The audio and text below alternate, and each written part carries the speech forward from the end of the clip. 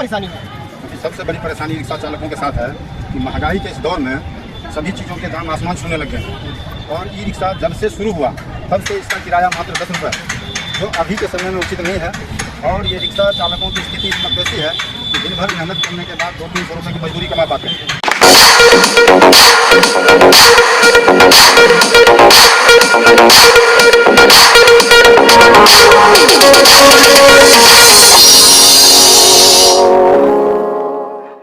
नमस्कार, आप देख रहे हैं सच पब्लिक तक और DNY न्यूज।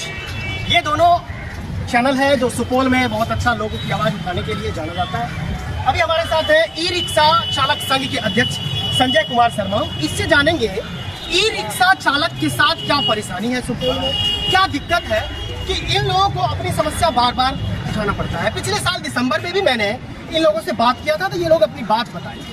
सबसे पहले मैं आपका नाम जानना चाहूँगा। संजय कुमार शर्मा। आप मुझे बताइए, आप ई रिक्शा चालक संघ के अध्यक्ष होने के नाते आपको जो परेशानी होता है, पूरे प्रदेश भर से आपको कॉल आ रहा होगा, अभी ई रिक्शा चालक के साथ क्या परेशानी है? अभी सबसे बड़ी परेशानी रिक्शा चालकों के साथ है कि महंगाई के इस दौर में सभी चीज़ों के दाम आसमान छूने लग गए हैं। और ई रिक्शा जब से शुरू हुआ तब से इसका किराया मात्र 10 रुपये, जो अभी के समय में उचित नहीं है। और ये रिक्शा चालकों की स्थिति इस वक्त ऐसी है कि दिन भर मेहनत करने के बाद 200-300 रुपये की मजदूरी कमा पाते हैं। नई नई एजेंसियां प्रत्येक दिन मार्केट में खुल रही है, दसियों नई गाड़ियों का रजिस्ट्रेशन होता है, जिससे ई रिक्शा की जनसंख्या अनायास बढ़ती जा रही है और आमदनी घटता चला जा रहा है। इस परिस्थिति में हमारे ई रिक्शा चालकों का जीवन यापन करना मुश्किल हो गया है। उनके बाल बच्चों की पढ़ाई लिखाई बहुत अव्यवस्थित हो चुका है, घर का व्यवस्था अव्यवस्थित हो चुका है। इसलिए हम रिक्शा चालकों की आमदनी को देखते हुए हम लोगों ने 1 सितंबर राष्ट्रीय ड्राइवर दिवस के दिन चालकों ने निर्णय लिया कि हम लोगों के रिक्शा का किराया बढ़ाया जाए। जिसमें निर्णय लिया गया कि मार्केट क्षेत्र में लोकल किराया 10 रुपये से बढ़ाकर 15 रुपये किया जाना है। और बसबिट्टी सुपौल रेलवे स्टेशन और बस स्टैंड से बसबिट्टी, बैरिया मंच, चैन सिंह पट्टी, कड़ियो और इन जगहों पर जो है इनका किराया 20 रुपये निर्धारित किया गया। अच्छा, आप मुझे एक और चीज़ बताइए, अभी आपका मूल समस्या क्या है? अभी हम लोगों की मूल समस्या है कि हमारे रिक्शा चालकों के पास कोई ठहराव की जगह नहीं है। डबल ठहराव शुल्क लगता है, पड़ाव शुल्क 10 रुपये लिया जाता है। और अनुमंडल पदाधिकारी ने आपके सामने ही गांधी मैदान में बताया कि जगह चिन्हित करें, ई रिक्शा चालकों को पड़ाव की व्यवस्था दिया जाएगा। तो हम लोगों ने मांग किया था कि आधुनिक सुविधाओं से लैस फ्री सुलभ शौचालय हो, एजेंसी रिक्शा चार्जिंग करने की व्यवस्था हो। तो अनुमंडल पदाधिकारी जी ने जगह चिन्हित करने के लिए बताए थे। उसके बाद शासन प्रशासन ने किसी तरह का ध्यान नहीं दिया। दूसरी सबसे बड़ी समस्या यह है कि हम रिक्शा चालकों को कैंप लगाकर ड्राइविंग लाइसेंस देने की व्यवस्था दी जाए।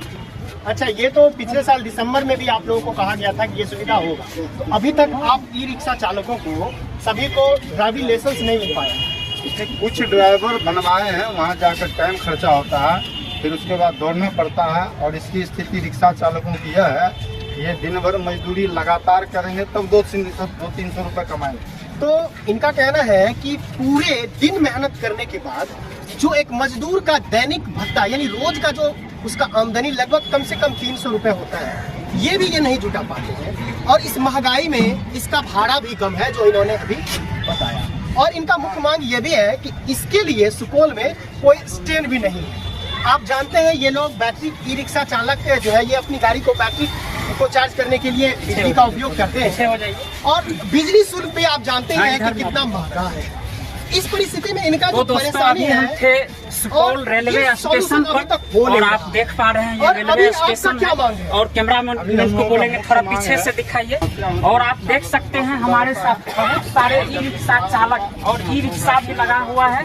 और हमारे साथ में बहुत सारे ई रिक्शा चालक भी है जो कि इन लोगों का बहुत सारी समस्या है जो कि बताया जा रहा है। भाड़ा कम है और ये लोग लगातार मांग कर रहे हैं, किराया बढ़ाने की मांग कर रहे हैं और इन लोगों को कहीं न कहीं जो है निर्देश दिया गया है कि आप लोगों को लाइसेंस भी बनाना है, रजिस्ट्रेशन भी करवाना है। तो क्या कुछ बातें हैं और भी हम रिक्शा वालों से बात करते हैं। आइए, कौन है आप भी है ना? ई रिक्शा चालक के क्या बोला किया जाए? जैसा कि अभी आप देख रहे हैं सुपौल रेलवे स्टेशन पे है, उसमें लाइसेंस रेलवे स्टेशन पे बहुत दूर दूर से लोग आते हैं और उनको गंतव्य स्थान तक पहुंचाने में ये ई रिक्शा चालक सब बहुत महत्वपूर्ण भूमिका निभाते हैं। और इनका ये भी कहना है कि इनके साथ जो परेशानी हो रहा है, आप बताइए, लाइसेंस को लेकर के, पड़ाव को लेकर के, ये सब परेशानी है। अच्छा, आप बताइए कि आपको क्या परेशानी गुजारा किया जाता है? कोई ठहराव की जगह नहीं है और पर दिन पे दिनों दिन घटते जा रहा है कमाई। तो आप कितना एक बार ये बोल दीजिए कि कहाँ से कहाँ तक का भाड़ा कितना होना चाहिए। और हाँ, हम एक बार फिर बोल देते हैं। तो इन लोगों का ये भी मांग है कि जो दूरी तय किया हुआ है उस दूरी के अनुसार भाड़ा भी बनाया है। तो आइए जानते हैं कहाँ से कहाँ तक का कितना भाड़ा किराया होना चाहिए, कहाँ से कहाँ तक का कितना किराया उनका कहना है कि यानी आपका बिजली चार्जिंग यहाँ से सुपौल तो जैसा कि आपने देखा, ये ई रिक्शा वाले के साथ जो है काफी पहले से ये जो है परेशानियां चली आ रही है और इन लोगों का कहीं न कहीं कोई सुनने वाला नहीं है, कहीं से भी कोई अच्छा एक चीज बताइए, आप लोगों को एक और मांग था कि ई रिक्शा का जो है स्टैंड दिया जाए, तो स्टैंड मिला या नहीं मिला? आप बताइए, स्टैंड मिला या नहीं मिला? नहीं, बिल्कुल कुछ नहीं मिला, कहीं भी नहीं मिला। तो आप लोग क्या सोच रहे हैं कि कहाँ पे स्टैंड होना चाहिए, जो कि हम लोग रिक्शा लगाए जैसे ऑटो वाला लगाते हैं, बस वाला लगाते हैं, तो उस तरह से कहाँ आप लोग सोच रहे मूल हैं? जो आवश्यकता है 300 रुपए रोज कमा करके ये पूरा नहीं कर सकता। मार्केट में कम से कम 2-3 जगह और इस स्थिति में आप जानते हैं कि बेरोजगारी क्या हाल है, मार्ग है, बेरोजगारी का क्या स्थिति है, उसमें व्यवस्था हो, और जहाँ इनकी जो जहाँ भेजने परेशानी सकता है वहाँ वहाँ व्यवस्था हो। जी जी, तो बिल्कुल ये थे ई रिक्शा वाले और इनका समस्या मैंने आपको दिखाने का प्रयास किया दोस्तों। और ये मेरा प्रयास कैसा लगा कमेंट करके जरूर बताइएगा।